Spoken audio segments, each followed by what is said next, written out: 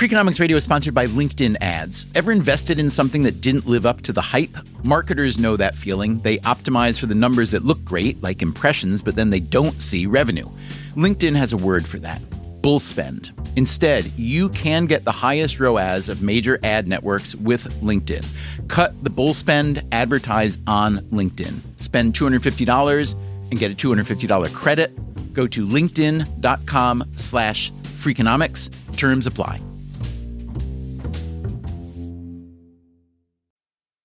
Freakonomics Radio is sponsored by Hotels.com. Hotels.com gives you access to hundreds of thousands of hotels worldwide. And when you join for free, you can save up to 20% instantly with member prices. Plus, every stay earns rewards. So when you book one trip, you're already lowering the cost of the next one. Hotels.com is simple, rewarding, and designed to help you get more out of every stay. Sign up for free and book today. Hotels.com. It's all in the name.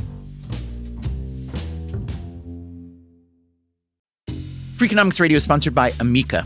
You know what they say: if you want to go fast, go alone. If you want to go far, go together. So go with Amica and get coverage from a mutual insurer that's built for their customers, one that looks after what's important to you together.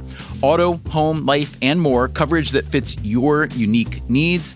Amica helps you protect what matters most. Visit amica.com and get a quote today.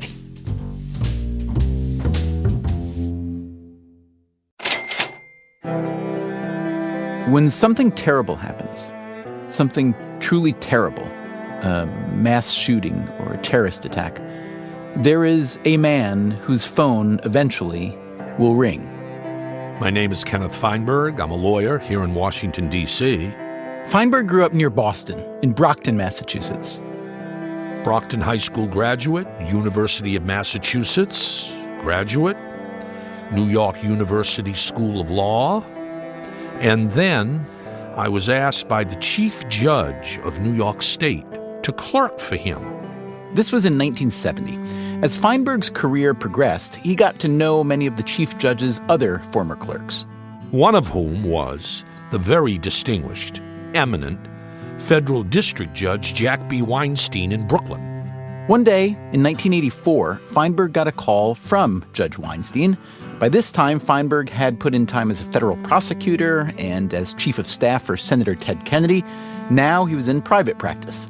What did Judge Weinstein want?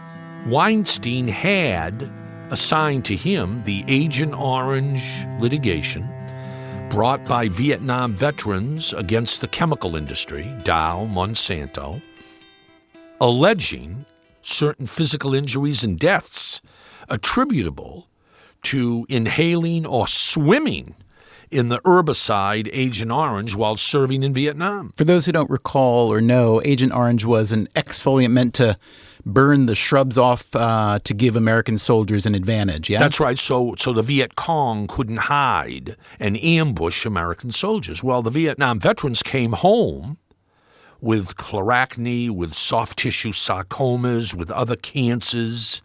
And Judge Weinstein had that case, very complicated, very complex medical case.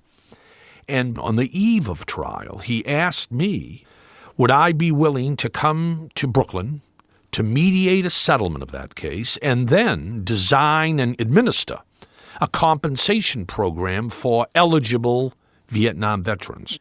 So Judge Weinstein knew that you very much admired him. Was that in any way putting his thumb on the scale in that case? Yes, he put his thumb on the scale to get it settled. I don't think he put his thumb on the scale as to what the amount should be or whether the chemical industry had a better case than the Vietnam veterans. He put his thumb on the scale only in the sense that let's try and resolve this case rather than litigate the case and then appeals and 5 or 6 more years of uncertainty. He saw the necessity of trying to bring the litigation to closure. And he also saw that legally the veterans had a tough case. They may not win. Were you aware of any previous programs or any previous settlements that were even close to similar to that in terms of scope and really magnitude? No, unprecedented. Writing on a blank slate. So I accepted the assignment at the request, of course, of the court. And in 8 weeks, we settled that massive, complex litigation. Once I did that, everybody started calling me.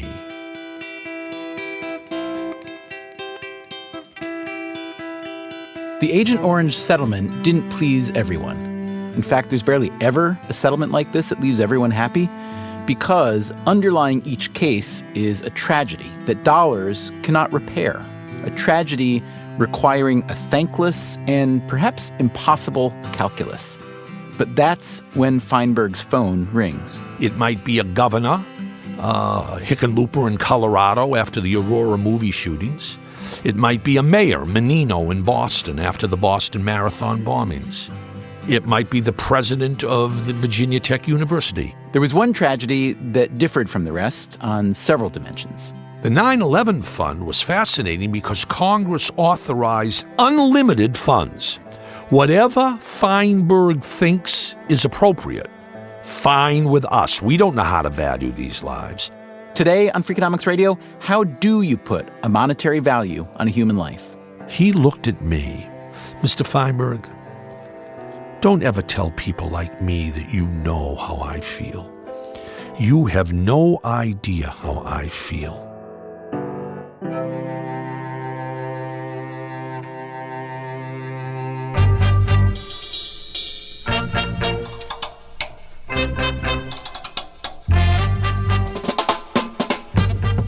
From Stitcher and Dubner Productions, this is Freakonomics Radio, the podcast that explores the hidden side of everything.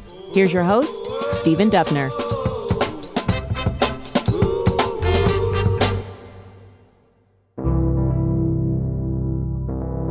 It's been happening with increasing intensity, if not quite regularity. The gun massacres at Sandy Hook Elementary School in Connecticut, at the Pulse nightclub in Orlando, at the Country Music Festival near the Mandalay Bay Hotel in Las Vegas. When the call comes, Kenneth Feinberg sets aside his regular legal work and takes up the case, usually working pro bono. I know every case is different. There's a different set of victims, there's a different motivation, there's a different pool of money, there's a different public sentiment. Walk us through how you get involved, how you assess the landscape, and then how you begin to make it happen. So on the agenda, one, somebody initiates it. Not me. I get the call to design it. Somebody initiates it. Then the very next question you have to ask, how much money do you have to distribute? That drives everything. Until you know whether you've got $1 billion, $5 billion, $20 billion, $3 million, $8 million. There's nothing to plan. You can't decide and design a program until you know how much money there is that you're going to allocate to victims. Then you ask, based on the amount of money, who's eligible? The dead? The physically injured? What about those who didn't suffer any physical injury but are now so mentally incapacitated they can't get out of bed? Are they eligible? Then you have to ask, very important, what is the methodology that will be used to calculate how much goes to each individual? Do we base it on our tort system? If somebody gets hit by an automobile or falls off a ladder, that system? Does one size fit all? All lives are equal? Everybody gets the same? You've got to decide what methodology will be used. And then after you've got eligibility and methodology decided, what proof does a victim, alleged, have to submit to me to corroborate the claim? And then finally, do you want to give every eligible victim or their family, at their option, an opportunity to be heard, to come in and talk with me? Once I get that call, those are the issues that have to be addressed. In the time between the event itself and you getting the call, let's say it's the Vegas shooting or it's the Orlando shooting, what are you thinking? Are you waiting for the call? Are you thinking about that event? Are you assessing in any way? I'm not waiting for the call. I hope the call won't come. And if it does come, I hope that it will come later rather than earlier. The more time that goes by after a tragedy, you hope there'll be a dampening of the emotion of the survivors and the victims. Emotional trauma is the single biggest handicap, obstacle to successful implementation of these programs. You've said in the past that the single, maybe most common heartache of 9/11 survivors, victims' families, was the lack of a body. Yes? Yes. Did that surprise you? It surprised me the depth of the emotional angst when mothers and fathers would come to see me and say, you know, Mr. Feinberg, you're offering me $4 million, and they haven't even found my daughter's body, and probably never will. That raises the emotional stakes of a hearing, of a give and take, and makes it all that much more difficult to talk in the cold world of dollars and cents. One of your most unusual settlements was after the 2008 financial crisis, when the government essentially took over a number of firms, and you were called in to set the limits on their top executives' compensation. Congress bailed out corporate America after the 2008-9 financial crisis in order to prevent Bank of America or GM or Chrysler or Citibank, AIG, from going under. Taxpayer money propped up the private American business economic system. Congress passed a law, and the law said, well, now that we've protected these companies and bailed them out from bankruptcy, we are now a creditor. And until the companies pay us back with interest, we will appoint the Treasury Department to fix corporate pay, the annual compensation of private corporate officials. And they thought, what kind of guy could we get? Populist revenge. Yeah. Secretary of the Treasury called me up and said, we're at Treasury. We don't want to be in this business setting private corporate pay. What would Alexander Hamilton say? So this was my job for 16 months, to set individual corporate packages of compensation for the top 25 officials in the 7 companies that receive the most taxpayer bailout assistance. Yeah. And what kind of blowback did you get from them? Tremendous blowback. I did not realize how emotional this would get. Corporate officials, if I go to them and say, you are making $5 million a year, now I'm going to cut it back to $1 million. I waited for them to say, oh, that means I'll have to sell a third car. I'll have to get rid of our estate on Long Island at the beach. I won't be able to send my kids to Exeter and Andover. That's what I expected. I was wrong. Very emotional. Because these corporate officials viewed their compensation as the sole barometer of self-worth. And that surprised you? Surprised me. It was as emotional as 9/11. Mr. Feinberg, if you cut my pay by 90 or 80%, how dare you? I have worked for 25 years for this company. I have given it my sweat and my blood and all that I could. And now you have made me worthless in my own eyes. What did you think of that argument? Did you find validity in it or no? I found validity in the legitimacy and good faith emotion that they exhibited. But with all due respect, that was not a rationale for me to say I feel bad for you and therefore I won't cut your pay. Congress passed a law. I was frankly astounded at the emotional mirror of self-worth that was reflected in what your check says every week. What about the church and your role on Sundays at the church? What about your 3 children and how well they're being raised? What about the loving family that you've got? Nope.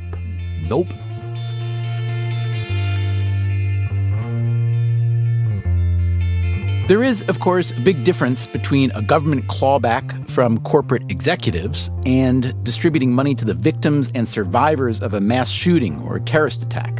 And in most of the latter cases, The funds are coming not from an institution or government, but from public donations. The One Orlando Fund, for instance, was set up to help victims of the Pulse nightclub shooting, in which 49 people were killed and dozens injured.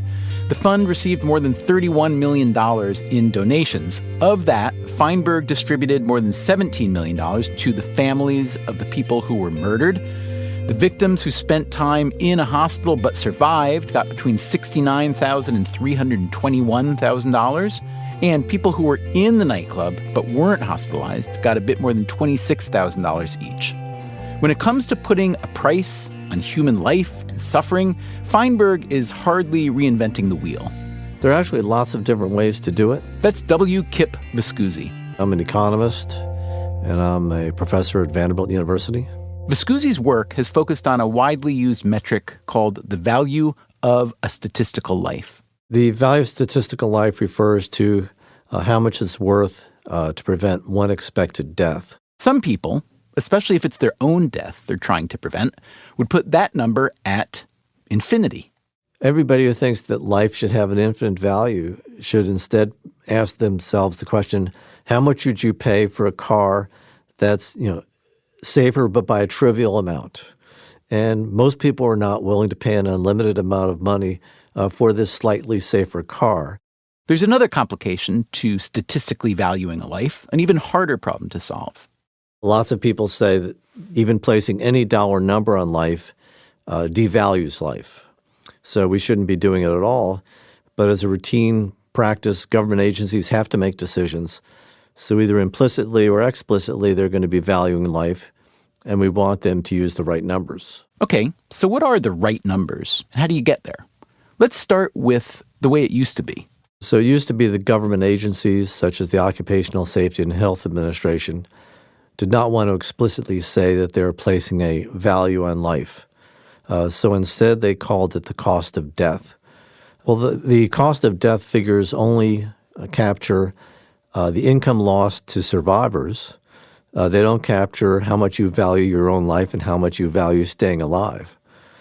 So what you really want to know is how much are people willing to pay and how much is society willing to pay to prevent the risk of one expected death. And the way I've looked at it is by examining how much workers require in terms of compensation to face extra risks of death on the job. And if you do that, you come up with a number in current dollars of about $10 million. In a perfect world, the compensation for risky work would inevitably price in that risk. But, as Viscusi explains, the world is far from perfect. So what I've found is that whether you get paid or not depends in part on who you are. So immigrant workers, particularly Mexican immigrants who are not fluent in English, work on jobs that are 50% riskier than the average job, and they don't get extra pay for the risk. So these are the areas where we need more government regulation and more vigorous enforcement of the regulatory standards.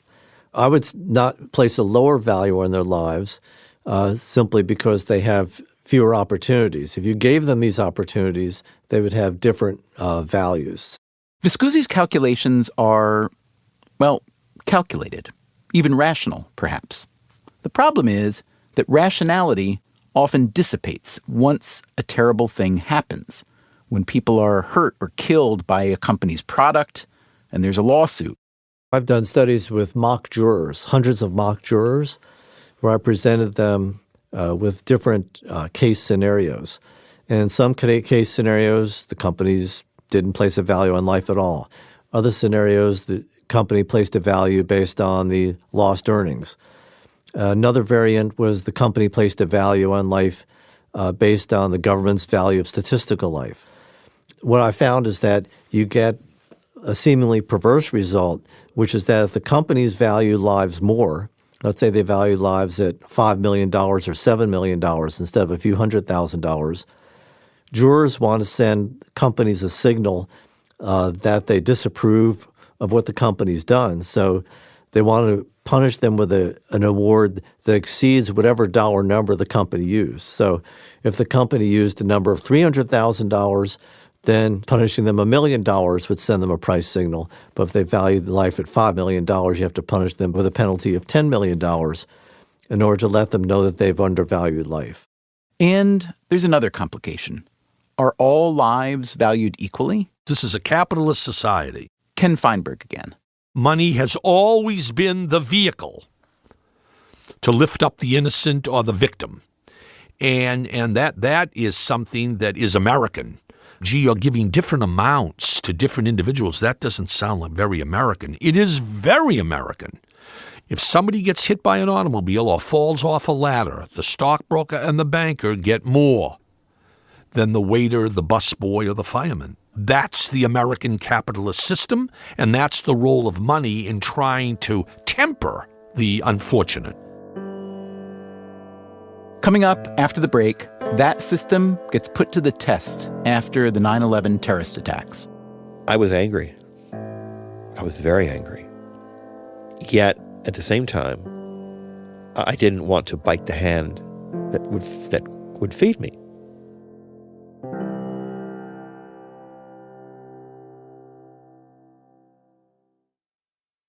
Freakonomics Radio is sponsored by Figure. Did you know that 40% of homeowners own their home outright? If that's you, don't let your equity sit idle. Tap it with a home equity line of credit. Figure, the #1 non-bank HELOC lender in the U.S., helps tap equity you've built in your home so you can do things like tackle a renovation or pay down debt. HELOC is a line of credit secured by your home. You can draw what you need, repay, and draw again. Figure offers a 100% online application. Get approved in 5 minutes and funding in as few as 5 days. It's faster than a bank loan and cheaper than a personal loan. Check your rate today without impacting your credit at figure.com/Freakonomics. This post is sponsored by Figure, NMLS ID 1717824. Figure is an equal housing lender. For more information about their licensing, visit nmlsconsumeraccess.org. Figure's HELOC is subject to credit approval and terms apply. Freakonomics Radio is sponsored by Principal, the perpetual pen tapper, the arbitrary fridge reorganizer, the holiday party planner that starts in May. Principal knows that your star employees have their work quirks. Principal also knows how much those employees mean to your business. You need them. They need benefits. Work with Principal so they can help your team with a retirement and benefits plan that's right for them. Principal Life Insurance Company, Des Moines, Iowa.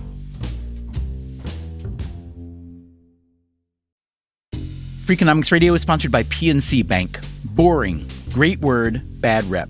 Yet time and time again here at Freakonomics, we find that when something culture-changing happens, boring things like calculations and careful planning are usually behind it. Which begs the question, why not apply it to other aspects of life, like banking, for example? Well, PNC Bank did since its inception, proving time and again that the best banking strategy isn't the exciting type, but the steady, reliable, definitely not YOLO type. PNC Bank, brilliantly boring since 1865. Brilliantly boring since 1865 is a registered mark of the PNC Financial Services Group, Inc. PNC Bank, National Association, member FDIC.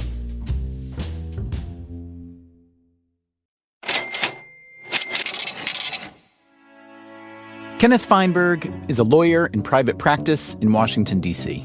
And I have the task, after certain tragedies, of trying to calculate what amount of public or private compensation should be allocated to particular victims. If you've heard of Feinberg before today, it's likely because one of the tragedies he worked on was the 9/11 terrorist attacks. He sought out that job. That's correct. Once the legislation was passed by Congress and signed by President Bush saying there would be a fund, I suggested to both Senator Kennedy and Senator Chuck Hagel, a good friend of mine from Nebraska, Republican, I'd be interested. Well, that's all it took. They together contacted John Ashcroft, the Attorney General, the President, Bush, and I got the job. This job was, for many reasons, different from any other. The scope of the tragedy, the political, economic, and emotional tensions, and perhaps most distinctively, the source of the settlement money. The 9/11 fund was fascinating because Congress authorized unlimited funds. Whatever Feinberg thinks is appropriate, Fine with us. We don't know how to value these lives. And in that program, I spent taxpayer money, $7.1 billion. I thought that the Congress would hang me. And instead, the Congress was very, very satisfied. There were a lot of things about the 9/11 Victims Compensation Fund that were unique. The airlines and other industries, for instance, didn't contribute 1 cent. The legislation was written essentially to protect the airline industries and other industries, maybe insurance firms, from going out of business. It basically, although the program was voluntary, it encouraged all victims who lost loved ones in the World Trade Center, the airlines, the Pentagon, to divert themselves out of the legal system, come in for a special award, and promise on a signed piece of paper, I will not sue.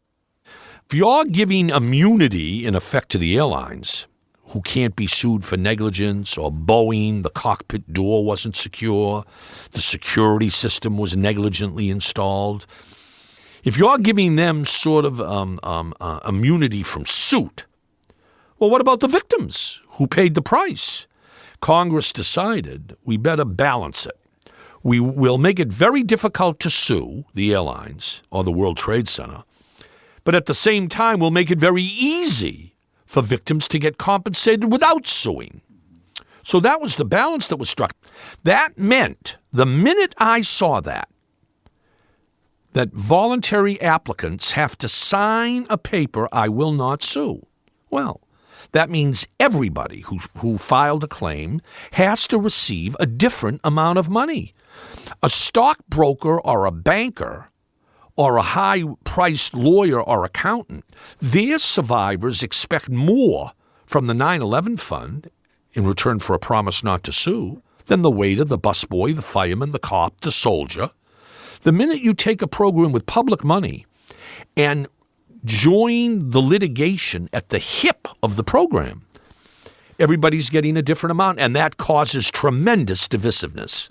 But I believe it was Senator Kennedy who said to you, listen, you need to understand that a life is a life, and that while you do need to recompense more in some cases, can you talk about that balance you tried to strike? Of course. Senator Kennedy said flat out, privately, now, Ken, this is all taxpayer money coming out of the U.S. Treasury. Make sure that 90% of that money doesn't go to 10% of the victims. That will be a real mistake. So what I did under the statute, I had discretion. And I could say to a stockbroker's widow, you know, if you run the numbers, purely the calculation of lost earnings, your husband, over a lifetime, after taxes, etc., would have made $21 million. Well, this fund was not designed. Congress never intended to give you $21 million. So I'm exercising my discretion under the statute, and I'm going to reduce it to $6 million. Now, there are very, very few people even getting $6 million.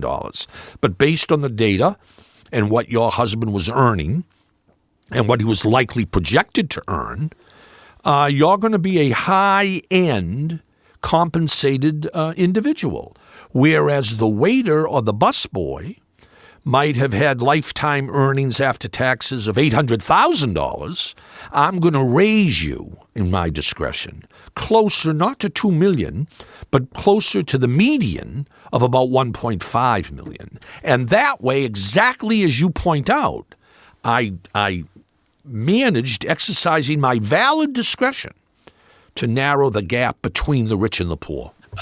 Did you hear a lot of complaints from the families of the highest earners? Some. A few sued. They went to federal court, claiming that I was violating the statute by not giving them their full economic lost wage or earnings. They sued within the corridor of the settlement, having agreed to the settlement? No, they didn't accept the settlement. I said, I'll give you $6 million instead of $21 million or $24 million. And they said, you're violating the statutory language. They went to court. They all settled their cases 5 years later. There was never a trial. And people ask me all the time, did they get more or less? Well, some may have got more, some may have got less. Hard for you to know. Hard to know. It's confidential. But Don't forget, those families lived with this for 5 years and relived it and relived the tragedy. And at the end of the day, whatever they got, 25% of it went to their lawyers. Do you feel it's a more complicated calculation to do the kind of calculations that economists like Kip Viscusi do that try to put a price on, among other things, public goods, right? Clean air and water and so on. Do you think that's inherently a much more... Oh, much more difficult. Mm-hmm. You know, what I do in all of these programs is not rocket science. The tough part, the debilitating part, is the emotion. The stories you hear, you wouldn't believe. Lady comes to see me, 24 years old, sobbing. Mr. Feinberg, I lost my husband. He was a firefighter, and he died at the World Trade Center. And he left me with our 2 children, 6 and 4. Now, when you cut the check from the 9/11 fund, I'm going to get $2.4 million tax-free. I want it in 30 days. Mrs. Jones, why do you need the money in 30 days? This is public money. The Treasury has to do its due diligence. It might be 90 days. You'll get your money. I want it in 30 days. Why? I'll tell you why, Mr. Feinberg. I have terminal cancer. I have 8 weeks to live. My husband was going to take care of our 2 children. Now they're going to be orphans. Now I've got to get this money while I still have my faculties. I've got to set up a trust, get a guardian, make sure they'll be provided for. I don't have much time. You got to help me. Well, we ran down to the Treasury. We accelerated the program. We got her the check. 6 weeks later, she died.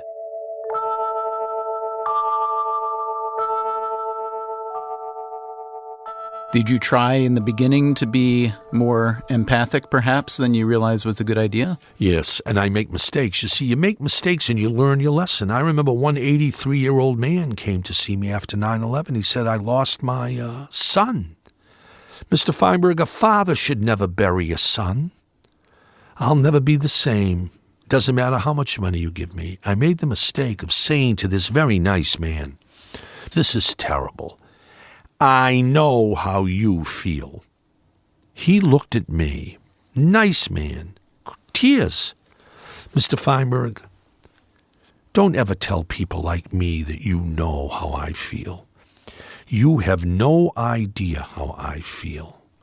You have a tough job, but those words ring hollow. They're pretentious. They're robotic. Well, I'll never do that again. I was angry. I was very angry. Yet, at the same time, I didn't want to bite the hand that would feed me. That is Charles Wolfe, whose wife Catherine died on 9/11. He is an Amway distributor. Catherine worked with him on that business and just started a new job as an executive assistant in the North Tower of the World Trade Center.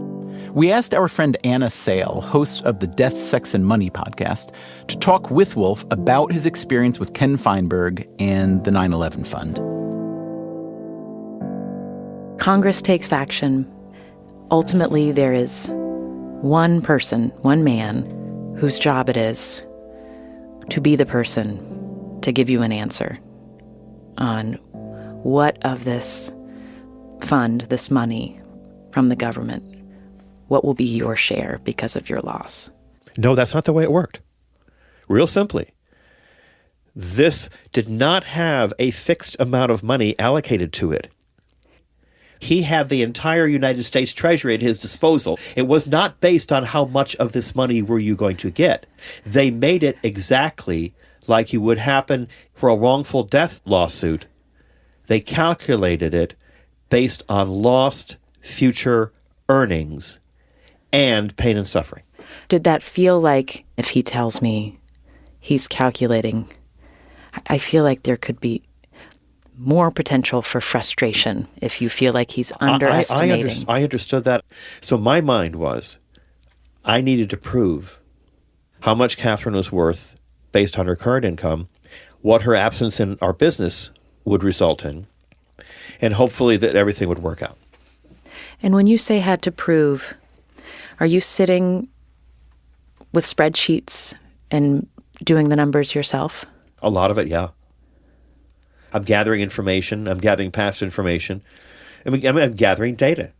Yeah. Because the issue was the non-economic damages, the pain and suffering. What was that worth? That was the question. Yeah, he had picked a number at that time that was 27 years old. Based on a 27-year-old formula. Correct.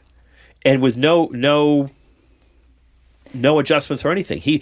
Because I learned that lawyers like to work on precedents. They don't like to prove new ground. Did you feel like he knew how to communicate with people who were in deep grief? No, not at that time. No. So I had to, shall we say, be very diplomatic about it.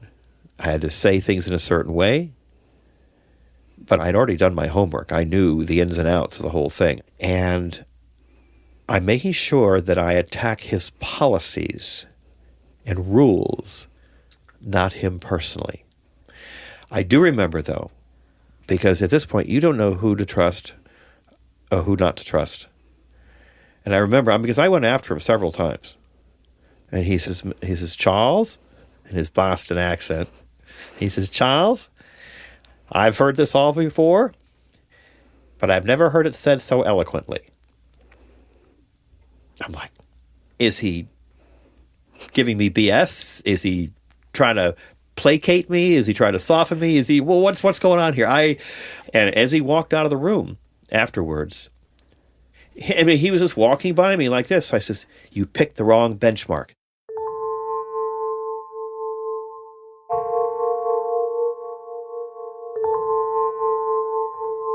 I don't know if you use the word closure when you're thinking about your own grief, but I just had a dream about her last night. Closure might be for something like you go through in a divorce.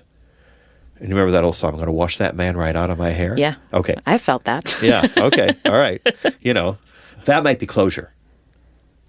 All right. It's done. That's closure.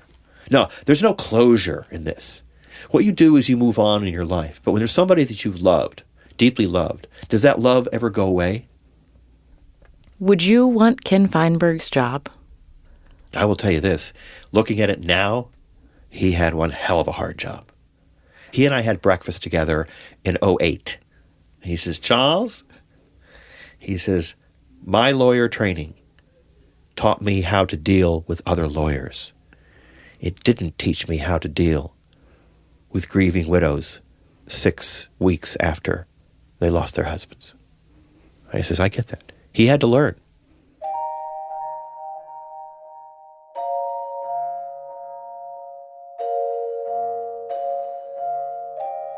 People have their spouses taken, their siblings taken, their parents taken. See, this is the thing. Unless you've been through this, there were times that I just wanted to be with her. I actually never thought of committing suicide. But I knew that I wanted to be dead so I could be with her. When you get to that level, it's about having something in return. It's about something. Who can value a person's life? So what they did is they gave us what they would have made in the future. The best estimation they could. That's the way it was. I still think that's a fair way to do it.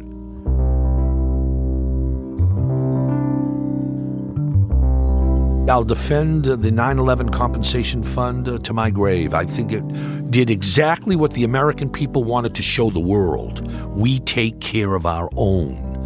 They wanted to demonstrate their sense of community with the victims. So I think it was the right thing to do, but I think the 9/11 fund better studied in a history class, not a law school class. You will never see another 9/11 fund, I do not believe. Nor should you. Because why? Because you're taking public money. What if there's an event that necessitates? There's an event every day that necessitates.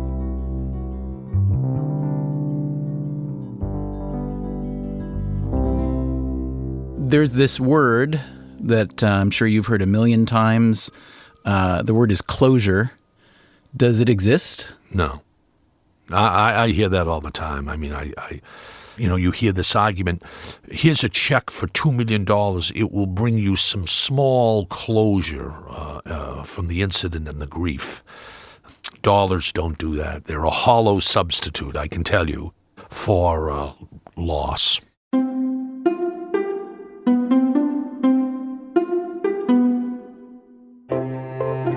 Thanks to Kenneth Feinberg for speaking with us today. If you want to learn more about his settlement work, he's written 2 books, What is Life Worth and Who Gets What?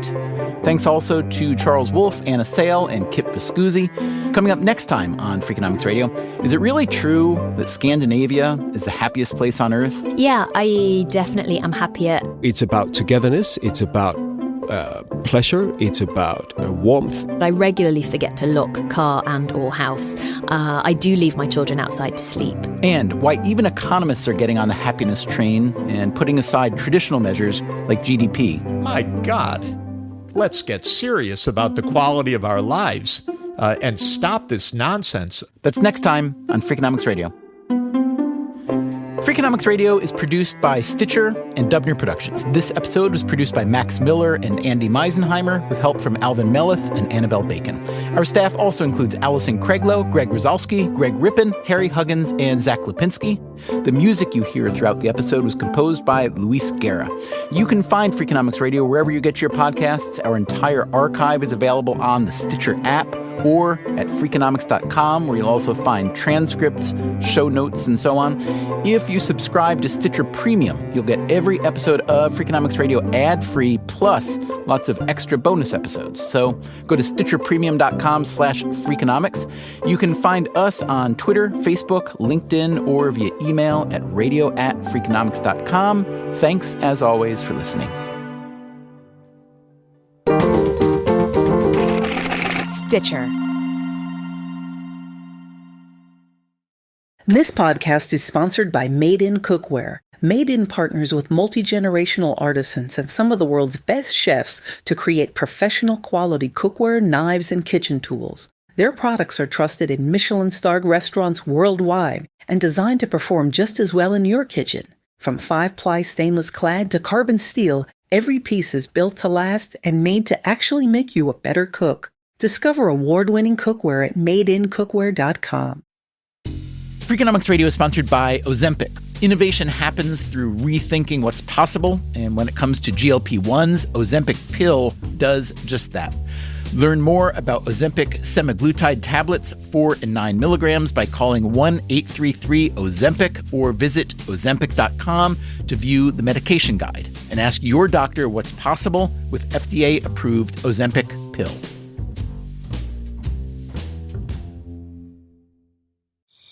Traditional home security only alerts you after a break-in, and that's too late. SimpliSafe is changing that. Stop. This is SimpliSafe. Police are on the way.